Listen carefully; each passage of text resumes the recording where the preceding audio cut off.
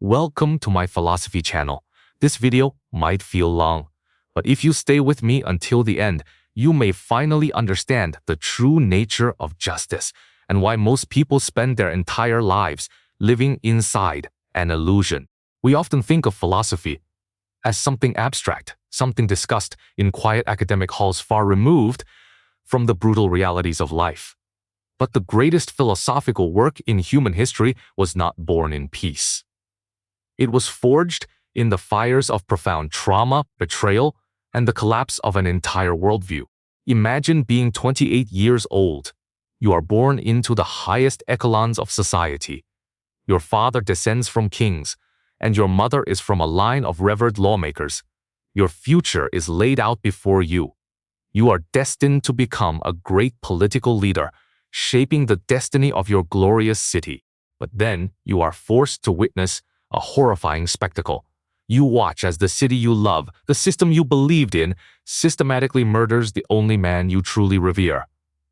This is the story of Plato and the execution of his mentor Socrates in the year 399 before the Common Era. Socrates was not a conventional teacher. He left no writings and held no political office. He roamed the city squares, stopping ordinary citizens and asking them relentless questions. He forced them to confront their own ignorance, their prejudices, and the fragile illusions they called knowledge. He was the gadfly of Athens, waking a sleeping society. But human nature despises being awakened from a comfortable slumber. People fear the light of truth because it exposes the shadows of their hypocrisy. The citizens of Athens did not see Socrates as a savior. They saw him as a threat to their established order, a disruptor of their comfortable psychological myths. The public fear culminated in a trial. Socrates was accused of corrupting the youth and disrespecting the gods. These were not genuine legal charges. They were the manifestation of collective anxiety. The mob demanded a sacrifice to restore their false sense of security. They used the mechanism of democracy to execute an innocent man. The verdict was decided by a popular vote. 360 voices demanded his death, while only 140 defended his life. In that precise moment, young Plato realized a terrifying truth. Truth is not democratic. Morality cannot be determined by a show of hands. The majority can be completely, catastrophically wrong. Plato watched his spiritual father drink the poisonous hemlock with absolute calm. Socrates did not beg for mercy or compromise his principles. He discussed the immortality of the soul until his final breath. The contrast was staggering. The condemned man was free, while the cheering crowd was chained to their own ignorance. In the wake of this tragedy, Plato's belief system imploded. His political ambitions evaporated in an instant. He realized that entering politics in a fundamentally corrupt system was suicidal. If a society could legally murder its most just citizen, then the entire architecture of that society was rotten to its core. This trauma birthed a desperate, consuming question. If a good man is punished with death, while corrupt men are rewarded with power, why should anyone choose to be good? What is the point of justice if it only leads to suffering? This is not an ancient dilemma. It is the silent agony of the modern world. Do we not see this every day? The honest worker exploited by the cunning opportunist, the truth-teller silenced by the manipulative mob. The constant anxiety that living a moral life simply means operating at a disadvantage. We look at a world rewarding deception and ask ourselves, is conscience merely a chain for the weak? To find the answer, Plato left Athens. He wandered for over a decade, searching for the true meaning of justice. He realized that to save the human soul, he had to diagnose the sickness of society. He had to deconstruct the illusions that blind us. His entire journey culminated in the masterpiece we now call the Republic. Chapter summary: The execution of the just man reveals the inherent tyranny of the mob, forcing the awakening of philosophical inquiry. Chapter 2: Why humans need reason. We navigate through life believing we are rational creatures, We trust our senses and cling to our opinions as if they were absolute truths. But Plato understood a darker reality about human nature. He realized that we are born into a state of profound bias, shaped by our environment, culture, and innate desires. To rely solely on emotion or unexamined experience is to walk blindly through deception. True reason is not merely the mechanical ability to calculate or argue. It is the radical courage to doubt the very foundation of your beliefs. In the Republic, reason is presented as the only reliable tool to pierce through the deceptive surface of reality. Without it, we become helpless prisoners to our own passions and the manipulative narrative spun by those who wish to control our minds. Consider the modern world we inhabit today. We are constantly bombarded by images, sensational headlines, and echo chambers designed to trigger our deepest anxieties. Social media algorithms feed us a curated illusion of reality, reinforcing what we already believe while shielding us from objective truth. If we lack the anchor of rigorous rationality, we are easily swept away by every passing wave of manufactured outrage and artificial desire. Developing reason is never a comfortable process. It requires us to acknowledge our own profound ignorance, which is a direct assault on the human ego. When you begin to question the customs of your society or the expectations of your family, you inevitably experience intense psychological discomfort. Breaking free from the herd mentality demands an independence of spirit that very few individuals are willing to cultivate or endure. To train the mind for this awakening, Plato proposed a rigorous curriculum stripped of emotional bias. He demanded the study of mathematics and astronomy because numbers do not lie or pander to human feelings. Geometry forces the brain to comprehend abstract constants that exist independent of our messy mortal lives. This intellectual discipline purifies the soul, slowly preparing it to grasp the eternal concepts of goodness and truth. Ultimately, the purpose of cultivating reason is not simply to win academic debates or claim intellectual superiority. The goal is to achieve harmony within the self and to prevent the contagion of chaos from destroying the community. Reason is the internal monarch that subdues the tyrannical urges of greed and fear. Only when logic governs, the mind can a human being finally stop surviving and actually begin living. Chapter summary. Reason is not a natural gift, but a brutal discipline required to cure the sickness of human ignorance. Chapter 3. The Cave. Imagine you have spent your entire existence chained inside a pitch-black cavern. Heavy iron shackles bind your neck and limbs, forcing you to stare endlessly at a blank stone wall. Behind you blazes a massive fire, and between the flames and your back, figures pace back and forth holding various props. The firelight casts flickering shadows onto the wall before you. Because you and your fellow prisoners have never seen anything else, you absolutely believe that these fleeting shadows are the true reality. You hear echoing voices and attribute them to the dark silhouettes dancing in the gloom. You spend your days arguing over which shadow will appear next, rewarding those who guess correctly with titles of genius and success. You are completely trapped in an illusion.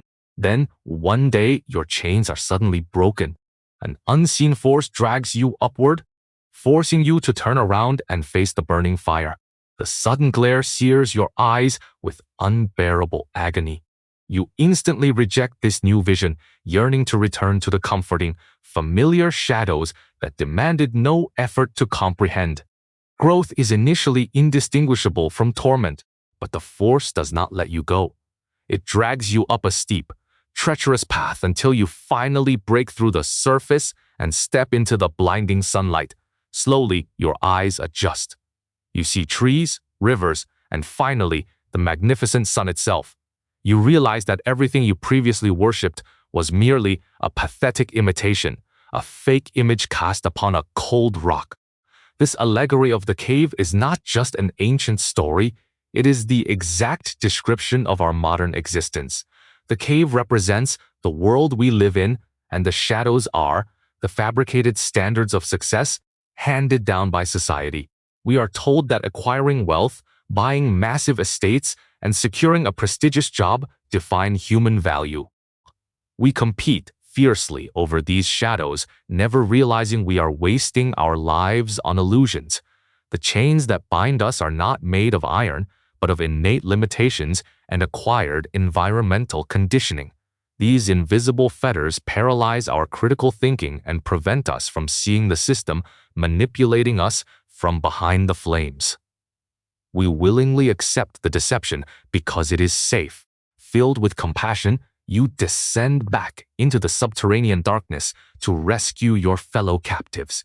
But because your eyes have looked upon the sun, you stumble blindly in the gloom. When you tell the prisoners that their world is fake, they do not celebrate you. They mock you as a lunatic whose mind has been destroyed. If you try to unchain them, their terror will drive them to murder you. This is exactly how the ignorant masses reacted to Socrates when he tried to free them.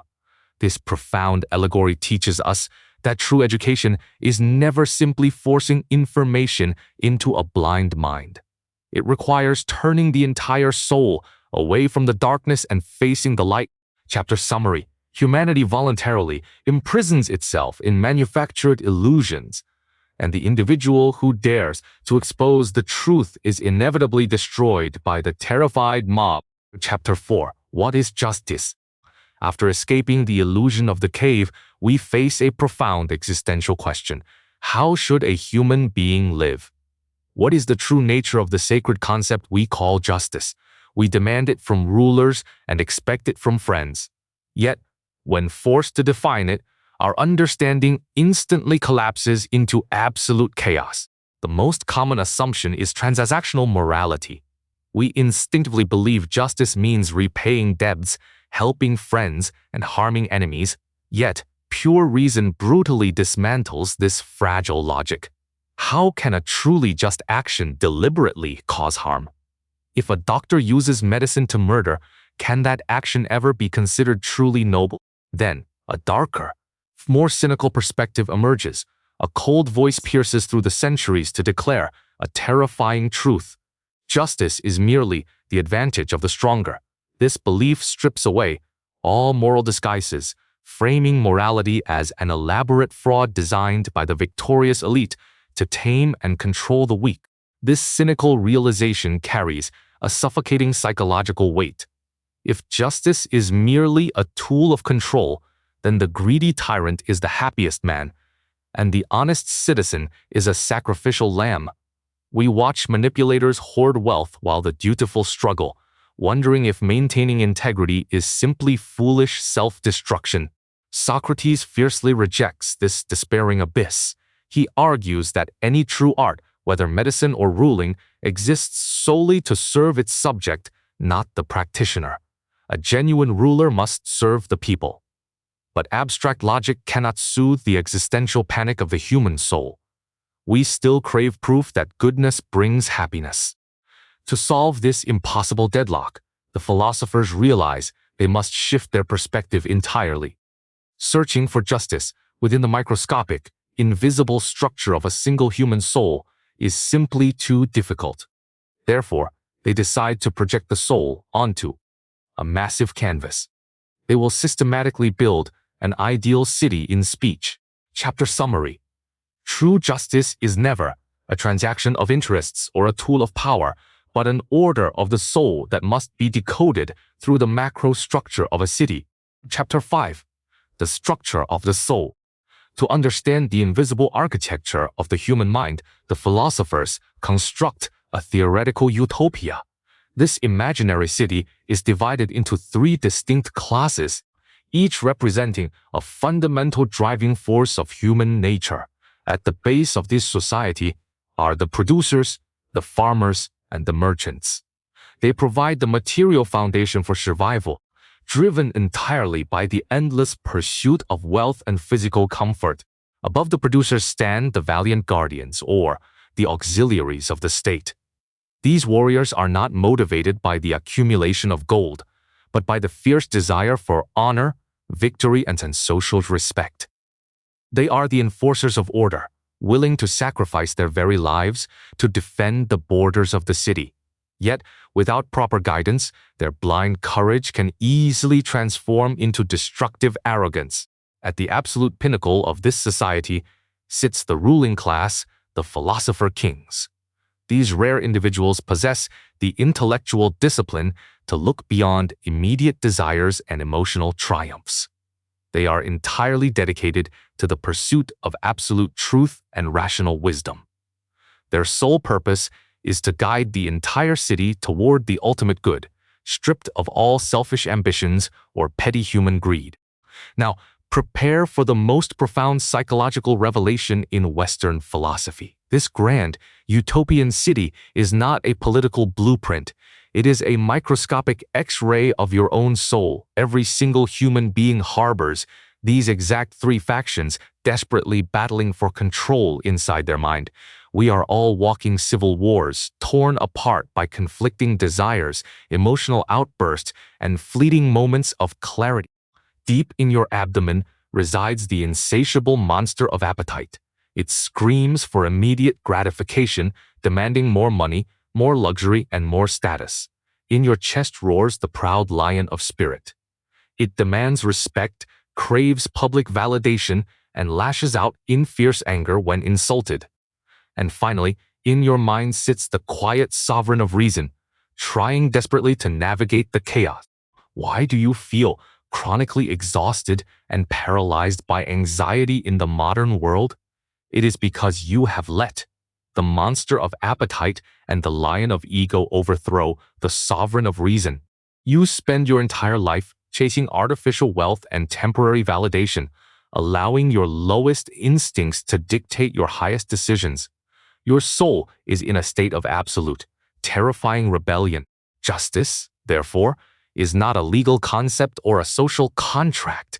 It is the supreme psychological harmony achieved when your internal factions stop warring, when reason issues the commands, when courage defends those rational choices, and when appetite willingly submits to healthy boundaries, you finally become whole. You stop being a slave to the external world and become the undisputed master of your own destiny. Chapter summary. True justice is the internal harmony reached when the sovereign of reason successfully tames the monster of desire and the lion of pride. Chapter 6. The ideal state. Having mapped the human soul, the philosophers now return to the macrocosm. They must design a political structure that perfectly mirrors this internal harmony. To achieve this, they propose a radical reorganization of society, dismantling every institution that breeds selfishness. The ideal state is born not from a desire for wealth, but from a desperate need for absolute justice. At the helm of this utopia are the philosopher kings. These are not politicians who seek power for personal glory. In fact, they despise power. They only rule out of a strict sense of duty, knowing that if they do not, inferior men will seize control. They are educated for decades, rigorously trained until they grasp the eternal form of the good. To protect the city, the guardians must be purified of all material desire. Plato demands the complete abolition of private property for this warrior class. They own no land, possess no gold, and live in communal barracks. Why? Because the moment a protector acquires private wealth, he transforms from a fierce watchdog into a hungry wolf, preying upon the very citizens he swore to defend. Chapter summary. The ideal state demands the complete annihilation of selfishness, forcing the rulers to sacrifice personal happiness for the universal good of the entire city. The radical vision goes even further, shattering the traditional structure of the family. In this republic, men and women receive the exact same education and hold the same positions. Furthermore, children are raised communally by the state. A mother does not know her own biological child. This prevents nepotism and ensures that every citizen directs their absolute loyalty toward the community, not a private household. Is this a utopian dream or a totalitarian nightmare? To the modern mind, stripped of individual liberty, it seems terrifying. But Plato argues that individual freedom often degenerates into the freedom to exploit others. The ideal city prioritizes the harmony of the whole over the whims of the individual. It asks a chilling question. Would you surrender your personal freedom to guarantee absolute, unbreakable justice? Chapter 7. Degeneration of systems. Nothing in this physical universe can last forever. Even if humanity somehow managed to construct the perfect utopian city, the relentless march of time would eventually tear it apart. Plato understood a tragic philosophical truth. Every single structure created by human hands contains the invisible seeds of its own inevitable destruction. Perfection is merely a fleeting moment before the long, agonizing descent into chaos. The degeneration begins not with an external invasion, but with a silent, internal failure of education. The philosopher kings, despite their vast wisdom, are still mortal beings, subject to error. Eventually, they will make a miscalculation in the selection of the next generation of rulers. When this happens, individuals driven by ambition rather than pure reason will infiltrate the highest echelons of power. This first stage of decay is called democracy, the rule of honor. The sovereign of reason is quietly overthrown by the proud lion of spirit. The new rulers no longer seek absolute truth. They seek victory, military glory, and the adoration of the masses. The city transforms from a peaceful sanctuary of justice into a militarized camp obsessed with trophies, medals, and the illusions of pride. But pride is a fragile master. As the warriors accumulate secret plunder from their endless campaigns, a darker desire awakens within their souls. They look at their polished armor and realize that gold affords more comfort than mere respect. The fierce desire for honor slowly rots into the insatiable hunger for material wealth. The lion steps aside, and the monster of appetite takes the throne. We now enter the stage of oligarchy, the rule of the wealthy few. In this degraded society, a human being is no longer measured by their wisdom or their courage. Their entire value is calculated by the exact size of their bank account. Political power is directly tied to property, creating a brutal system where the rich consistently exploit the desperate labor of the poor. Does this sound uncomfortably familiar to you? We live in a world where billionaires hoard resources while entire generations struggle to afford basic shelter. In an oligarchy, the city is secretly divided into two warring factions living within the same walls. The wealthy live in paralyzing fear of losing their status, while the poor seethe with a slowly boiling, venomous hatred. Chapter summary. The decay of society begins when pure reason is replaced by pride, which inevitably degenerates into the tyranny of greed. Eventually, the tension snaps. The poor look at the weak, decadent rulers and realize that the only thing keeping them oppressed is their own obedience. A violent revolution erupts. The wealthy are slaughtered or exiled, and the victorious masses declare the birth of democracy. In Plato's vision, democracy is not a glorious achievement. It is a terrifying descent into unrestricted, chaotic freedom. In this democratic state, every single desire is treated with equal respect. There is no hierarchy of values. The desire to study philosophy is considered just as valid as the desire to drink until dawn. Authority is entirely dismantled.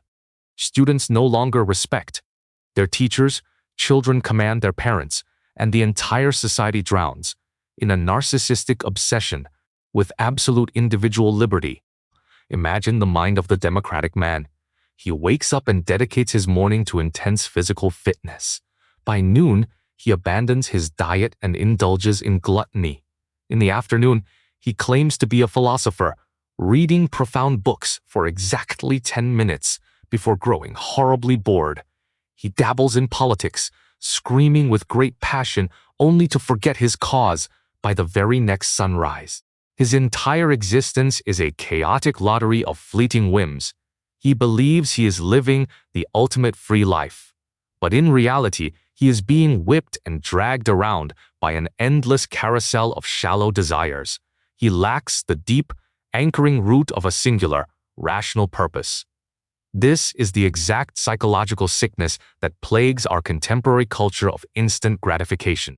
When the chaos of democracy becomes absolutely unbearable, the exhausted masses will willingly beg for their own enslavement. They will look desperately for a savior, a strongman who promises to restore order and crush the elites. They will willingly hand over their crown to a single, charismatic demagogue. And, in that tragic moment, the final and most horrifying stage is born: absolute tyranny. The tyrant begins as a champion of the people, smiling and making endless promises. But once his power is secure, he realizes that his only true enemies are those who still possess independent thought. He systematically purges the brave, the wise, and the just. To distract the starving masses, he must constantly manufacture foreign wars and invent imaginary enemies. Look closely at the mind of the absolute dictator. You might envy his unlimited wealth and unquestioned authority, but Plato invites you to peer into the pitch-black abyss of his nightmares.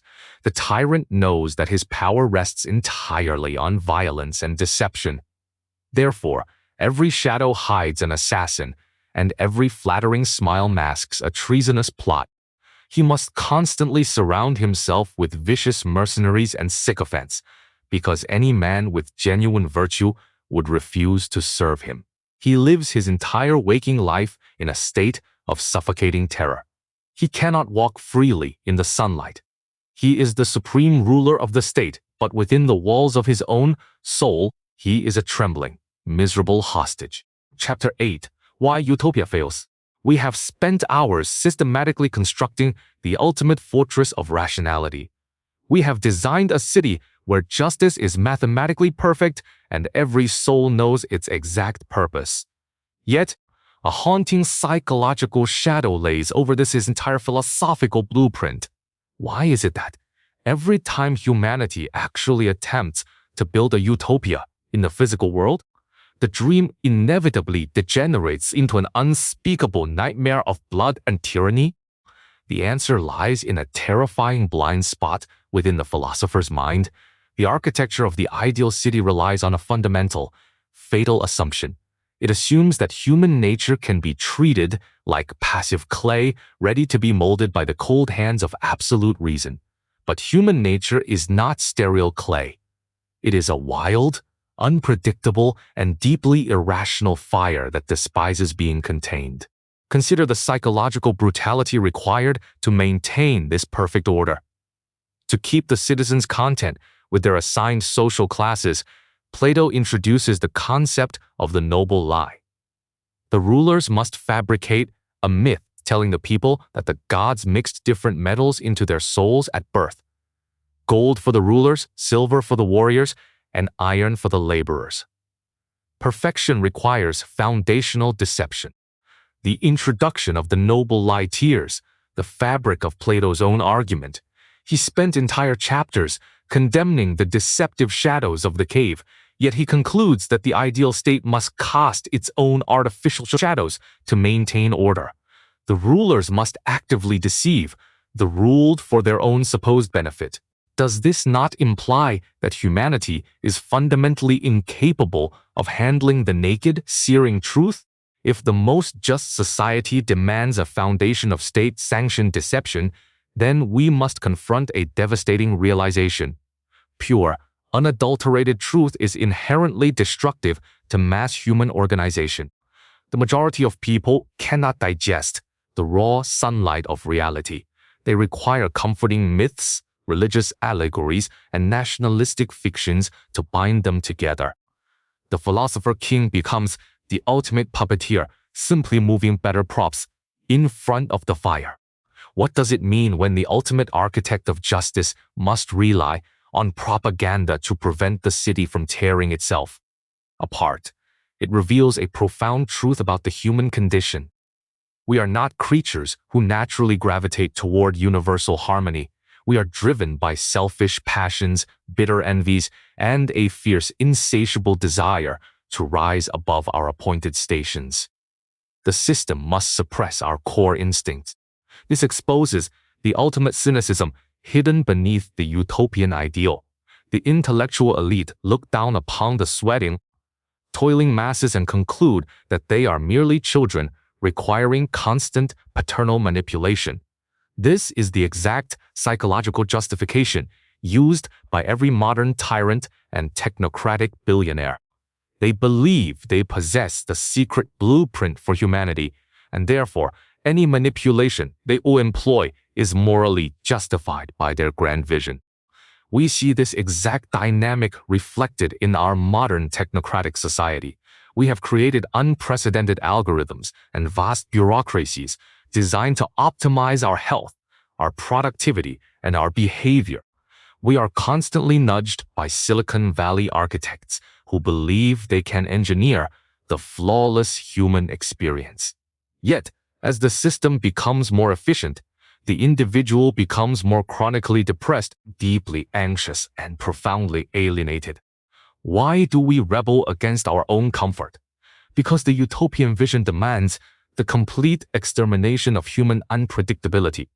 In the Republic, Plato infamously banishes all the great poets and dramatists from his city. He views tragic poetry as a dangerous pathogen because it stirs the irrational factions of the soul.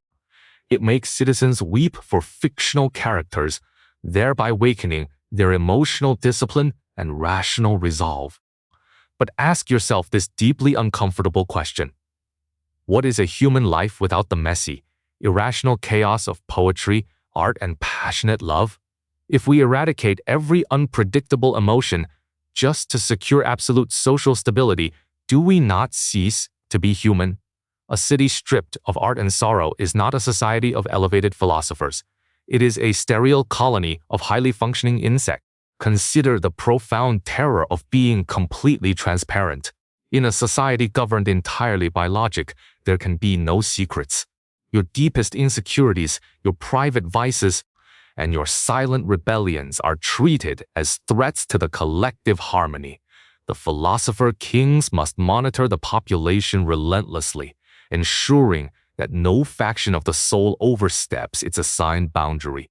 It is the ultimate predecessor to the modern surveillance state. We look at our contemporary world and see the shadows of this utopian desire. We try to sanitize our language, erase offensive history, and police the private thoughts of our fellow citizens. We believe that if we can just purify our environment of all discomfort, we will finally achieve justice. But in doing so, we create a brutal panopticon where everyone is constantly watching, judging, and condemning everyone else. When a culture demands moral perfection from its citizens, it does not elevate them to the realm of gods. Instead, it plunges them into a vicious culture of hypocrisy and paranoia. People will inevitably hide their true natures behind a carefully constructed mask of civic virtue.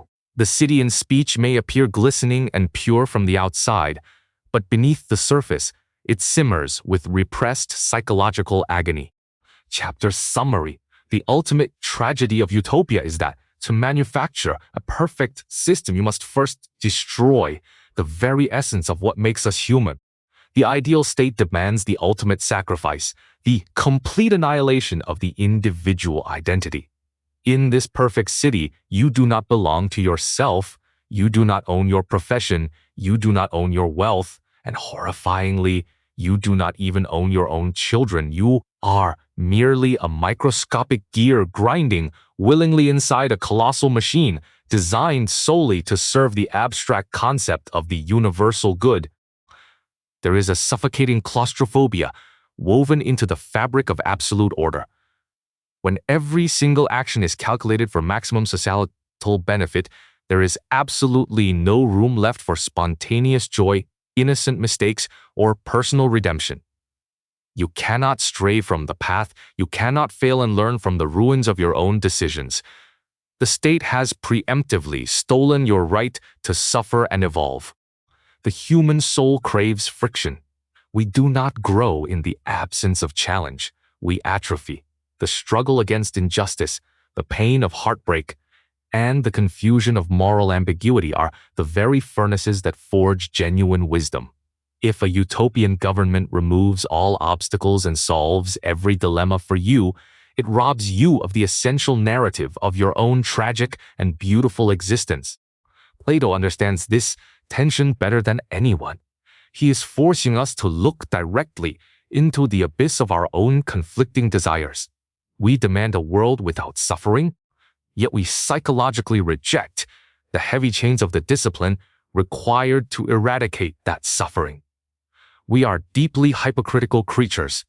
We want the bountiful fruits of absolute justice, but we absolutely refuse to pay the soul-crushing price of uniformity. Look closely at the darkest chapters of the 20th century.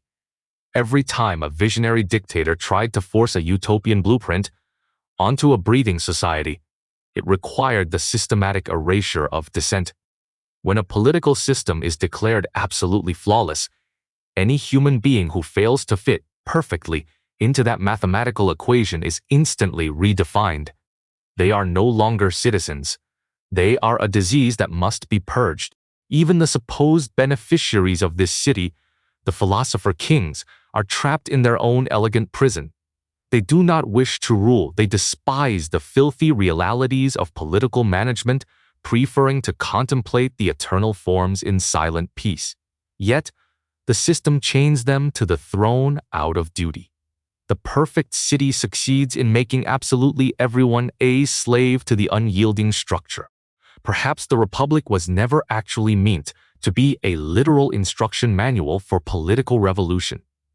Perhaps Plato constructed this terrifyingly perfect mirage to show us the absolute boundaries of human capability. By pushing rationality to its absolute extreme, he forces us to recognize the inherent danger of seeking heaven on earth. The blueprint shines with brilliant logic, but it is devoid of human warmth. We must accept a heavy philosophical compromise. We cannot build a society devoid of shadows, just as we cannot function in a cave devoid of light. True justice in the real world is not found in the imposition of absolute order. It is found in the messy, constant, heartbreaking struggle to balance our deepest desires with our highest rational duties. The failure of utopia is not a reason for despair. It is a liberation. It frees us from the paralysis of perfectionism. It teaches us that we are not meant to exist as flawless concepts in a philosopher's equation. We are meant to stumble, to bleed, to question, and to slowly, painfully carve our own unique path out of the subterranean darkness. Chapter 9. The Cost of Truth. We have reached the end of our descent into the Republic. We have watched the collapse of belief, walked through the cave of illusions, built a flawless utopia, and witnessed its inevitable destruction. Now, we must return to the only realm that truly matters. We must return to the microscopic reality of your own individual soul. The ultimate question is no longer about perfect cities. The question you must face today is intensely personal. What is the true cost of living a just life in an unjust world? If you choose to awaken your sovereign of reason, you must prepare for profound isolation. When you stop valuing the artificial shadows of wealth and status, you lose the common language of society. Your friends will call you cynical, and the system will brand you a failure. Because truth is never a comfortable blanket. It is a brutal, searing light that exposes every fragile lie you tell yourself. To live philosophically means you must voluntarily embrace the psychological torment of constant self-examination. It means refusing to be carried away by the addictive outrage of the modern mob. You must stand perfectly still while the entire world sprints frantically toward the edge of the cliff. Chapter Summary. The ultimate pursuit of wisdom requires the profound courage to stand completely alone while the rest of the world worships beautiful lies. Yet, this painful sacrifice is the only genuine path to lasting happiness. The tyrant on his throne and the billionaire hoarding his gold are not truly powerful. They are merely prominent slaves to their uncontrollable desires. True freedom in this universe is the absolute mastery over your own mind. You cannot cure the corruption of the city, but you can radically refuse to let it corrupt you. Plato wrote this massive masterpiece not to build a real utopia, but to construct an unbreakable fortress within the individual soul. When the external world descends into absolute chaos, when the demagogues scream and the masses blindly follow, you will have a sanctuary. You will know the difference between a fleeting shadow and the eternal light. You will finally be sovereign. We have journeyed deeply into the shadows today. If this video challenged your perceptions, please subscribe to my philosophy channel and like this video to support more deep explorations of the mind. If you were given the chance to leave the cave, would you truly have the courage to walk into the light?